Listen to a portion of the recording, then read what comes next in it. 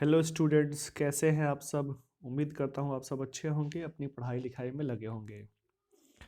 आज के इस वीडियो में हम लोग किताब से संबंधित ऑब्जेक्टिव्स करेंगे और वही ऑब्जेक्टिव्स आपको हम बताएंगे जो परीक्षा में आने के लिए ज़्यादा महत्वपूर्ण है।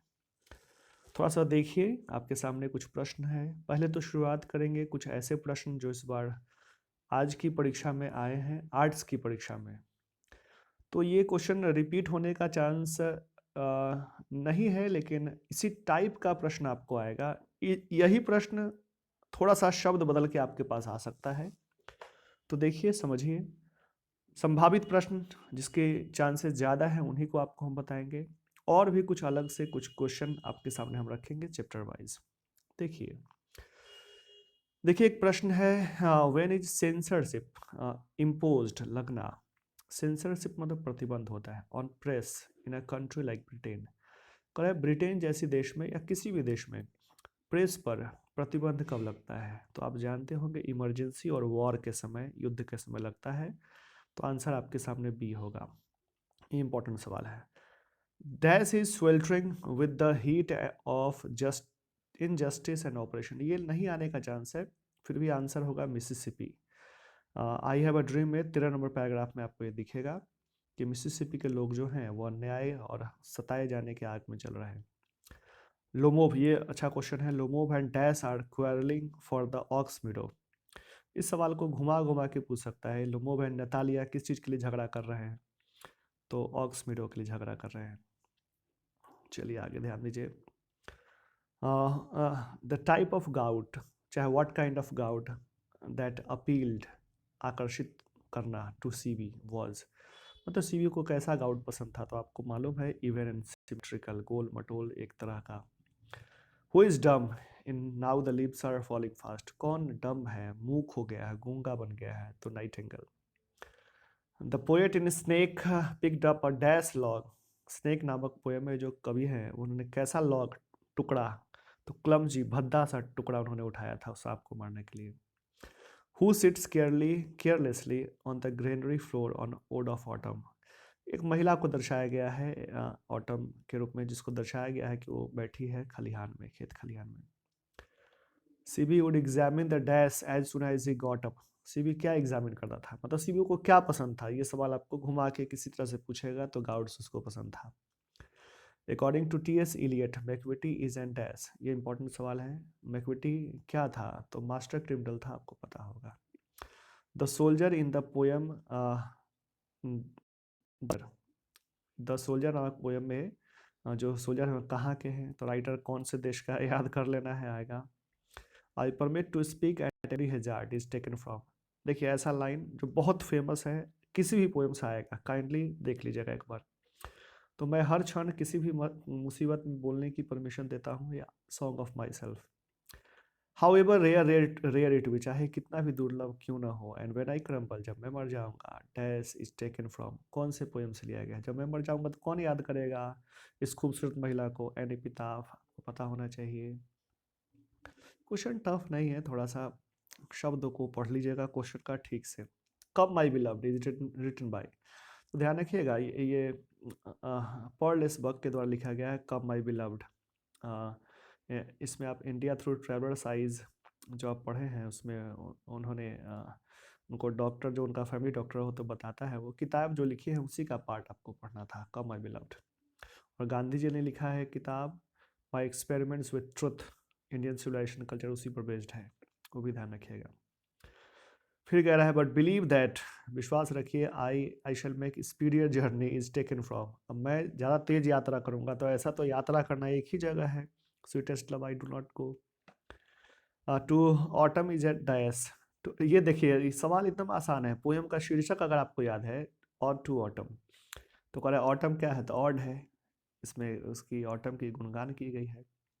Her sights and sounds dreams happy as her days it taken from, वहीं का दृश्य, वहीं की आवाज़, वहीं का खुशनुमा दिन, तो कहाँ का दिन लेखक याद कर रहा है, द सोल्जर में इंग्लैंड का दृश्य याद कर रहा है, आपको पता होगा। चलिए ठीक है। The more we indulge in our passion, जितना ज़्यादा हम लोग अपनी भावनाओं में बहेंगे, the more unbridled. Indian civilisation culture आपको पता है, भारतीय सभ्यता और संस्कृति। The mother in a pinch of snuff was waiting at the dash door step, gate के दरवाजे पर, गेट पर नहीं, दरवाजे के चौखट पर कहिए, door steps. The editorial policy of a popular daily is controlled by, हाँ कोई भी डेली मतलब पॉपुलर डेली मतलब दैनिक समाचार, उसका जो एडिटोरियल होता है चाहे उसको कौन कंट्रोल करता है, तो दो चीज़ कंट्रोल करता है, आपको पता होगा, एक तो भाई उसका एडवर्टाइजर, एक उसका मालिक, तो दो फैक्टर हैं, टू आंसर होगा। Benji owned a dash, Benji के पास क्या था, तो बेंजी के पास याद होगा एक लास्ट में फोर्ड का वैन था, फोर्ड की गाड़ी था जिससे वो पिताजी को जाकर के छोड़ आया था। जो इंपॉर्टेंट वो बता रहे हैं, बिना मतलब वाला इसमें कुछ आया है, मतलब बिना मतलब तो नहीं कही लेकिन उसके आने का चांस नहीं। According to Bertrand Russell, Russell के द्वारा अनुसार dash die in the large number of winter, पक्षी मरते हैं, उनको पता ही नहीं रहता है क्या हुआ पिछले साल, कैसे लोग मर पक्षी मर गए, तो पक्षियों को याद नहीं रहता, इस कारण हर साल मरते हैं ठंडे के मौसम में, वो खाना इकट्ठा करना भूल जाते हैं। Dash were satisfied with true home rules, तो हमारे सच्चे रूल से, होम रूल से कौन सेटिस्फाइड, तो हमारे पूर्वज थे, इंडियन सिविलाइजेशन कल्चर में पढ़े हैं। I swore to save fire from the sin of forgetfulness, अब आग को बचाने वाला एक ही पोयम है, फायर है। इसी तरह याद रखिएगा किस पोयम में कौन सी बात कही गई है, क्योंकि लाइन आएगा तो बहुत इंपॉर्टेंट लाइन आएगा, जिसको सुन के ही आपको लग जाएगा कि ये कौन सी कविता से ली गई है, तो कविता का नाम, राइटर का नाम ध्यान रखिएगा। Walt Whitman work as a volunteer nurse in dash, ये आएगा नहीं लेकिन फिर भी है सिविल वॉर।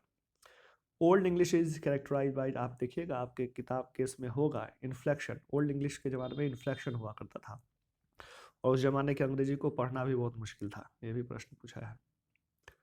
अगला है today it is impossible to think and imagine a world without a dash, without dash, तो आज के ज़माने की बात हो रही है, तो ओल्ड मेथड ऑफ एग्रीकल्चर तो कोई फायदा नहीं है, प्रिंटिंग मशीन होगा इसका आंसर। बुल्लक कार्ट, बैलगाड़ी कोई काम का नहीं, इलिटरेट पीपल इस सब का भी कोई काम। 18th सेंचुरी याद कर लीजिएगा, इंपॉर्टेंट है, अगस्तन एज उसको कहा गया है। अभी कुछ आपको हम बताएंगे इस सब के बारे में। अरे लंबा वीडियो चलेगा, पूरा देख के जाइएगा क्लास पे, एकदम पूरा देख के जाइएगा, एक एक अक्षर सुन के जाइएगा, आपको अच्छा रहेगा। ये अगला क्वेश्चन इंपॉर्टेंट नहीं है। फिर एक और सवाल है, the text of which period, किस पीरियड का जो टेक्स्ट है, लिखी हुई चीज़ है, are difficult to read and understand, old English का ज़माना। ओल्ड इंग्लिश के ज़माने का इंग्लिश थोड़ा अलग तरह का था जिसको पढ़ना मुश्किल है। ठीक है, ये अगला प्रश्न भी इम्पोर्टेंट नहीं है, अगला ये भी इम्पोर्टेंट नहीं है। हाँ ये ध्यान रखिएगा, स्पेलिंग में COLOR होगा ना, तो वो होता है अमेरिकन इंग्लिश, OUR होगा तो ब्रिटिश इंग्लिश होगा। उसी तरह ZE होगा एम्फेसाइज, ZE होगा तो अमेरिकन इंग्लिश होगा, SE होगा तो ब्रिटिश इंग्लिश। ये कॉमन बात है जिससे आप पकड़ सकते हैं कि कौन सा ब्रिटिश इंग्लिश है, कौन सा अमेरिकन इंग्लिश है। इंडिया रिमेन्स इमूवेबल, भारत अपरिवर्तनीय रहता है, that is her glory, important बात है ये। ये भी इंपॉर्टेंट सवाल ऐसे है नहीं, फिर भी सुन लीजिए। The food in Indian villages were served on banana leave, Bharat के गांव में बनाने के पत्ते पर, केला के पत्ते पर भोजन सर्व होता था। इंडिया थ्रू ट्रेवलर साइज में लेखिका को खाना मिला था उसी पर। That's advice Benji to keep hens, doctor किसने एडवाइस दिया था, कह रहा है बेंजी को मुर्गी पालने के लिए। Has to observe various custom and rituals during pregnancy, child is born chapter का है। इन द स्नेक, और ध्यान रखिएगा ये जो चाइल्ड इज बॉर्न चैप्टर लिया गया है रूपथोका नामक चैप्टर से लिया गया है, बांग्लादेश की कहानी है उसमें। In the poem snake Lawrence excelled the value of dash life, तो इसमें सिविलाइज्ड मैन की जीवनी को दर्शाया है कि उनके लास्ट में कष्ट हुआ था ना, उन्होंने गलती कर दी थी, तो सब आदमी में ऐसा होता है। Snakes were seen among dash in grandmother's house, इसमें तो घर में देखा गया था, अब इसमें तो ऑप्शन ऐसा कुछ है नहीं। स्नेक्स आर मूविंग, घर में लेखिका के साथ घूम रहा था। बेड्स दिया है, बुक्स दिया है, टेबल्स दिया है, चेयर्स दिया है, ये बड़ा मुश्किल सवाल है। इसमें ऑप्शन में मुझे लगता है कि ग्रैंड मदर्स हाउस में कहाँ है एग्जैक्टली लिखा नहीं। Who wanted to kill the snake, कौन सांप को मारना चाहता था, तो पोएट मारना चाहता था द स्नेक में। अगला प्रश्न भी इंपॉर्टेंट नहीं है। अब थोड़ा आपके सामने हम कुछ चीज़ों को रखेंगे, आप ठीक से देखिए, सुनिए, समझिए। देखिए हर पोयम और स्टोरी से कुछ क्वेश्चन आपके सामने हम रख रहे हैं जो एकदम ध्यान से सुन लीजिएगा, आपको याद भी हो जाना चाहिए। कुछ क्वेश्चन भी आपको हम बता देंगे जो याद कर जाना है। चलिए देखिएगा, आपके गेस में पेज नंबर 22 से शुरू करते हैं। इंडियन सिविलाइजेशन कल्चर में ध्यान रखिएगा, gibbon is associated with Italy. Gibbon नाम के जो व्यक्ति हैं वो इटली से जुड़े हुए हैं। और ये इंडियन सिविलाइजेशन कल्चर जो चैप्टर है ये लिया गया है माय एक्सपेरिमेंट्स विद ट्रुथ। ध्यान रखिएगा।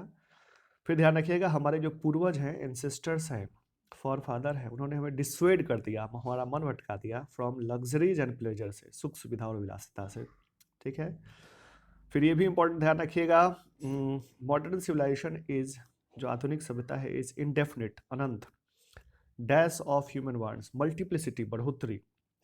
ये मॉडर्न सिविलाइजेशन जो है, हमारी सभ्यता जो है, मॉडर्न सिविलाइजेशन आज की जो सभ्यता है वो मानवीय इच्छाओं को मल्टीप्लाई करता है, बढ़ाता है, जबकि इंडियन सिविलाइजेशन को कंट्रोल करता है, रेस्ट्रिक्ट करता है। ध्यान रखिएगा। हमारे पूर्वज जो है, our forefather did not invent machinery, उन्होंने मशीन का आविष्कार नहीं किया। बिकॉज, क्यों?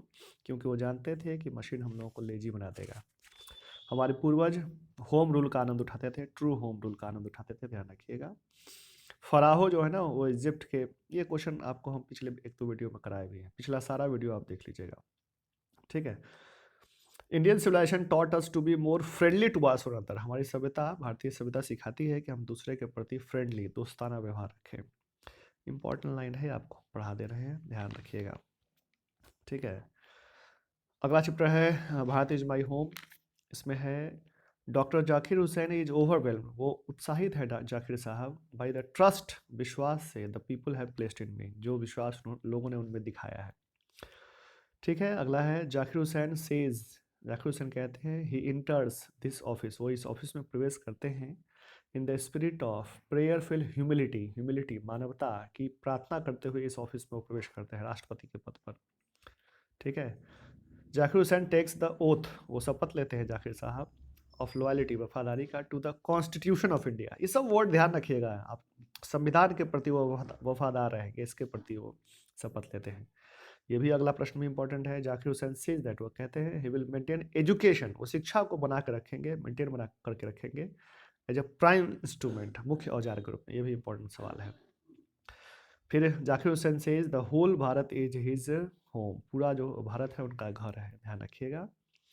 अगला है अ पिंच ऑफ स्नफ, तो नानू काका किससे मिलने आते हैं? तो किसी मिनिस्टर से मिलने आते हैं। लेखक मनोहर माल गोयनकर हैं, जो इंडो एंग्लियन हैं, चाहे इंडियन भी मान सकते हैं उनको। नानू काका मैटरनल अंकल हैं। नानू काका ने धोबी को 2 रुपये दिया था इनाम के रूप में। और सोहन लाल पार्टी चीफ हैं, पार्टी बॉस हैं। सोहन लाल का बेटा रति राम है। ठीक है। और नानू काका ने चेक जो काटा था वो 1,000 रुपये काटा। ध्यान रखिएगा। और मनोहर माल गोयनकर अंडर सेक्रेटरी है दिल्ली में। ठीक है। ध्यान रखिएगा। आई हैव ए ड्रीम में ये स्पीच जो दिया गया है वो मार्टिन लूथर के द्वारा, और इसमें काले लोगों को, निग्रो लोगों के कष्ट को दर्शाया गया है। और इसमें जो मूल बात है वो रेसिज्म पर है, भेदभाव पर है, डिस्क्रिमिनेशन पर है, नस्लवाद पर है, रेसिज्म पर है। ध्यान रखिएगा। रेसिज्म, डिस्क्रिमिनेशन, ये वर्ड ध्यान रखना है आपको। ठीक है।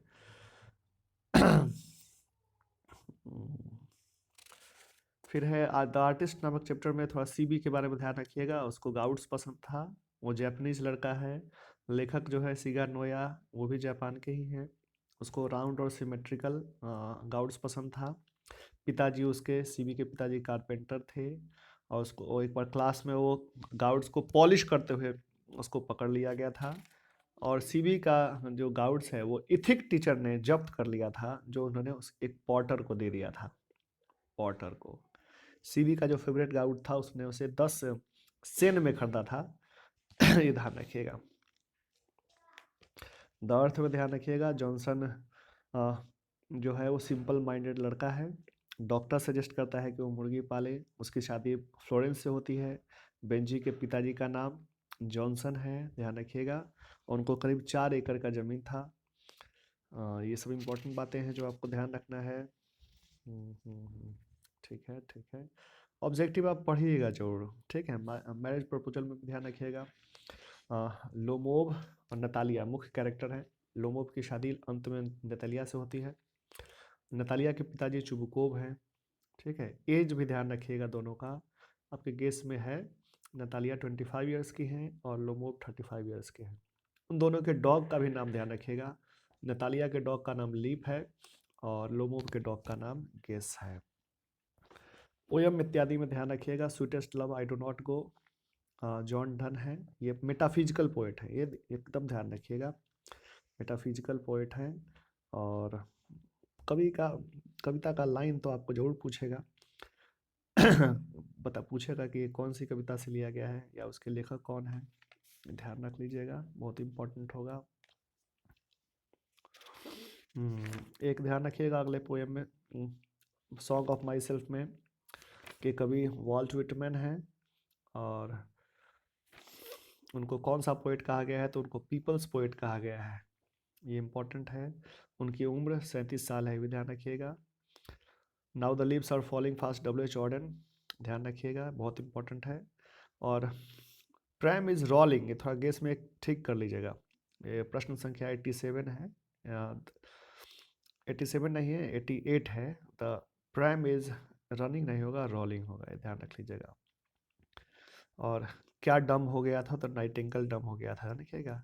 और वाइट वाटरफॉल जो है ना, सफ़ेद वाटरफॉल जो है, फिर सबको, सभी यात्रियों को जो है वो ब्लेस करेगा, ये ध्यान रखिएगा। आपके गेस में सारी बातें हैं। अगले पोएम ऑड्स टू ऑटम में कीट्स जो है ना रोमांटिक पोएट है, ये ध्यान रखिएगा। ये जो पोएम है ना ऑड टू ऑटम, ये नेचर पोएम है, ये ध्यान रखिएगा, बहुत इंपॉर्टेंट है। ऑटम जो है वो सीजन ऑफ मेलो फ्रूटफुलनेस, फलों का, मीठे फलों का मौसम है, ये भी ध्यान रखिएगा। एंड एपिताफ आपको पता होगा, वॉल्टर डेला मैरे, ठीक है। वॉल्टर साहब को चिल्ड्रंस पोएट या सुपर नेचुरल पोएट भी कहा गया है। द सोल्जर जो है वो वॉर पोएम है, कवि जो है रूपर्ट ब्रुक है, ठीक है, ये इंपॉर्टेंट है, ध्यान रखिएगा। और ये सोनेट है, ध्यान रखिएगा। द सोल्जर जो है एक मात्र सोनेट 14 पंक्ति की कविता है जो आपको पढ़ना है, ये भी ध्यान रखिएगा। और इसमें युद्ध की दुर्दशा, कष्ट इत्यादि को दर्शाने की कोशिश की गई है। दुर्दशा मतलब माइजरीज होता है, ध्यान रखिएगा। Macavity the mystery cat, Macavity को हिडन पॉ कहा गया है, मास्टर क्रिमिनल है, उसको वो आज तक नहीं पकड़ा गया है, स्कॉटलैंड यार्ड भी उसको नहीं पकड़ पाया है, वो स्कॉटलैंड यार्ड के सिरदर्द का कारण है, सिरदर्द बेफलमेंट, परेशानी का कारण है। वो अपना सिर सांप की तरह घुमाता है, वो डिसीटफुल है, मैकविटी डिसीटफुल है, छलिया है, ठीक है, वो क्रिमिनल है। वो नेपोलियन ऑफ क्राइम भी है, फायरहाइम केन दारू वाला, ठीक है, एंग्लो इंडियन है, इंडियन भी है। वो जोरेस्ट्रियन धर्म को मानते हैं, उन्होंने बर्निंग घाट की चर्चा इस पोएम में की है, ध्यान रखिएगा। स्नेक ने पोएट को वेगली, अस्पष्ट तौर पर देखा, वो उनके वाटर ट्रॉ या टैप पर आया था पानी पीने के लिए, नल का, ये ध्यान रखिएगा, बहुत इंपॉर्टेंट है। ग्रैंड मदर्स हाउस, वो भी एंग्लो इंडियन है, इंडियन भी कह सकते हैं। वो दादी माँ के घर जाना चाहती है, उनका बचपन वही बीता है। सांप उनके घर में आज घूम रहा है, आज उनको बेचारी को स्ट्रेंजर्स के यहाँ, अनजान लोगों के यहाँ दरवाजे पर जाना पड़ता है ताकि प्रेम स्नेह उनको मिल सके। आप गेस से सारे ऑब्जेक्टिव को बढ़िया से पढ़ के जाइएगा। पेज नंबर 30 पर 30 पर कुछ पोएम्स का लाइन दिया है, वो लाइन कौन से पोएम का है ध्यान रखिएगा, ठीक है। ये ध्यान रखना है, जैसे nightingale is dumb is taken from the now the leaves are falling fast, ये सब एक बार बढ़िया से देख लीजिएगा, राइटर सबका नाम देख लीजिएगा। मुझे पूरा विश्वास है कि आपको इसी तरह का प्रश्न परीक्षा में आएगा जो कि भारी नहीं होगा। ग्रामर संबंधित जो बातें हैं वो एकदम सिंपल जो बातें आपको पढ़ाई गई हैं वो पढ़ लीजिएगा, देख लीजिएगा। थोड़ा सा स्टोरी ऑफ इंग्लिश ऐसे आपके गेस्ट में पेज नंबर 19 और 20 पर है, उसको तो आप पढ़ ही लेंगे। उसके अलावा कुछ बातों को आपके सामने हम एक एक पंक्ति करके पढ़ देते हैं, ना देखिएगा, ध्यान रखिएगा। 15वीं शताब्दी जो है ना वो रिनासा का एज था, रिनासा RENAISSANC, रिनासा स्पेलिंग है, ध्यान रखिएगा। इसको मेडाइवल एज भी कहा गया है, ये भी ध्यान रखिएगा। मार्लो नाम के एक कवि थे, उनको लिरिक पोएट कहा गया है, लिरिक पोएट, ध्यान रखिएगा। Shakespeare was the greatest poet of his age, Shakespeare अपने एज के, अपने काल के सबसे महानतम कवि रहे हैं, ध्यान रखिएगा। 17th सेंचुरी जो है वो ट्रांजिशन का दौर रहा है, परिवर्तन का दौर रहा है, और ये रेवोल्यूशन का भी एज रहा है, क्रांति इत्यादि का भी एज, काल, समय रहा है, ध्यान रखना है। मिल्टन को ग्रैंड स्टाइल का कवि कहा गया है, ग्रैंड स्टाइल, ये ध्यान रखिएगा, बहुत इंपॉर्टेंट है। हाँ, जॉन डन को मेटाफिजिकल पोएट कहा गया है, आपको पता ही होगा, अभी पढ़े भी है थोड़ी पहले। 18th सेंचुरी को ऑगस्टन एज कहा गया है, 18th सेंचुरी को ऑगस्टन एज। और एक ध्यान रखिएगा, अलेक्जेंडर पोप नाम के जो लेखक हैं, इनको नियो क्लासिक पोएट कहा गया है, neo classic poet, neo classic, ठीक है। 19th सेंचुरी को रोमांटिक रिवाइवल का एज कहा गया है, रोमांटिक रिवाइवल, ठीक है, ये ध्यान रखिएगा, इम्पोर्टेंट सवाल है। और पिछले वीडियो को जरूर देखिएगा, क्योंकि उसमें कुछ बातों को हम रखे हैं आपके सामने, ये सब बातें भी आपके लिए इम्पोर्टेंट है जो आपके सामने हम रख रहे हैं, एकदम एक एक लाइन को बढ़िया से पढ़ लीजिएगा। देखिए, भारत के लोगों ने ना अंग्रेजी में कविता इत्यादि लिखने की शुरुआत 19th सेंचुरी में शुरू की थी। Nightingale of India Sarojini Naidu को कहा गया है, आपके गेस में भी होना चाहिए नहीं है ही, सब चीज़ों को देख लीजिएगा। ड्रामा वर्ड ग्रीक वर्ड से आया है, ये आपको पता है ही, आपके गेस में है, इन सब चीज़ों को देखिएगा। गुड, चलिए, तो मुझे लगता है कि इतनी चीज़ों को अगर आप कर लें और थोड़ा गेस में जो आपको मैंने कहा है ना, ये इन सब इस चीज़ों को पढ़ लीजिएगा, एकदम आसानी से क्वेश्चन बन जाएगा। जहाँ जो VVI लिखा है वो पढ़ लीजिएगा, और